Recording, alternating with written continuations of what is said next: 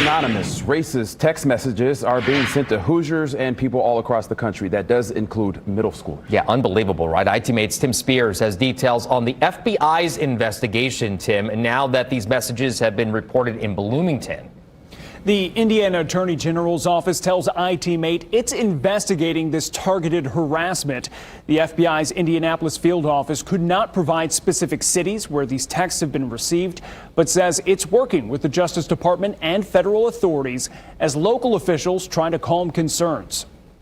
Really, I think all leaders should be concerned when anyone is creating such fear that members of our community feel that they're unsafe. Bloomington Mayor Kerry Thomson unequivocally condemning racist, threatening texts harassing black men, women, even middle schoolers in Bloomington and across the country. I was flabbergasted, speechless, and really disgusted.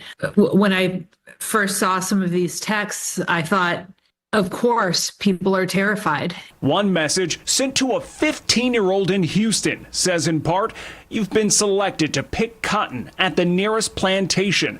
Our executive slaves will come get you." The texts have been reported in at least 20 states. So first it was shock, and then I think it was more anger than like sadness, because it's just like, who do you think you are to send these out? It became sadness when I realized that young people were getting it. In a statement to IT-Mate, a spokesperson for Indiana Attorney General Todd Rokita said these texts are troubling but not surprising. Like prior scams and robo-texts, the Indiana Attorney General's office and the nationwide robocall task force will continue its important work to curb these actions, identify the bad actors, and pursue enforcement efforts. I am so deeply sorry that anyone would create such fear based on where you're from or the color of your skin, and that in Bloomington, you are valued, and we are working hard to create a space of belonging and safety for you here.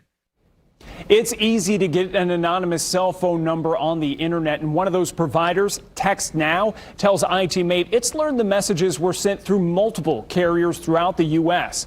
Anyone who receives these texts can report them to the FBI or local authorities. Tim Spears, Wish TV, wishtv.com, and follow us on Facebook for updates.